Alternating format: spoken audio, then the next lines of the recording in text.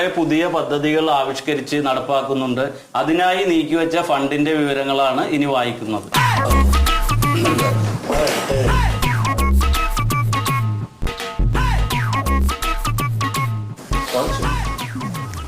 Amazon കാടുകളിലെ വന്യജീവി സംരക്ഷണത്തിന് 2 ലക്ഷം രൂപ നമ്മൾ കൊടുക്കും.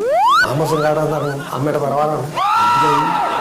സംസ്ഥാന വ്യാപകമായി യുവാക്കൾക്കുണ്ടാവുന്ന മുടിയൊഴിച്ചിൽ തടയാൻ സർക്കാർ ആവിഷ്കരിച്ച പദ്ധതിയിലേക്ക് 2 ലക്ഷം രൂപ നമ്മൾ വകയിരുത്തുന്നു.